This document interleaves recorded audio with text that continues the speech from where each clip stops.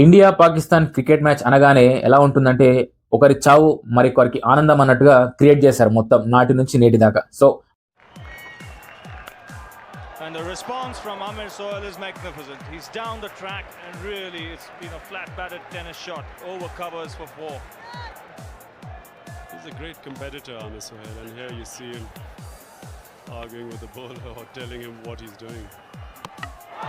Well, that's the answer. That's the best way you can answer a batsman. Venkatesh Prasad is... so అది ఏమైనప్పటికీ అదొక game.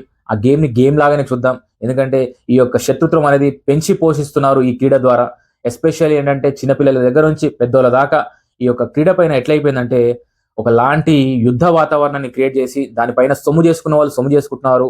తద్వారా ఏంటంటే అమాయకమైనటువంటి ప్రజల మధ్యలో ఒక విభేదాలు సృష్టించి యుద్ధ వాతావరణాన్ని ఆజ్యం పోసే విధంగా ఈ యొక్క క్రికెట్ మ్యాచ్ ని చూస్తున్నారు. సో ఎస్పెషల్లీ ఏంటంటే local product development organisation through చెప్పేది ఏంటంటే క్రికెట్ మ్యాచ్ లాగానే చూడండి. ఒకరు గెలుపు ఇంకొకరికి ఆనందం కావచ్చు, కానీ విషాదం కావద్దు. ఎస్పెషల్లీ ఏంటంటే ఇదంతా కూడా క్రీడ, గెలుపు ఓటమిలు అనేది సహజం. సో ఇండియా గెలిచినంత మాత్రాన పాకిస్తాన్ ఓడినట్టు కాదు, పాకిస్తాన్ గెలిచినంత మాత్రాన ఇండియా గెలిచినట్టు కాదు. అభివృద్ధిలో పోటీ పడదాం. ప్రపంచ దేశాల ముందు రెండు దేశాలు కూడా బాగుండాలని కోరుకుంటుంది ఎల్పిటిఓ.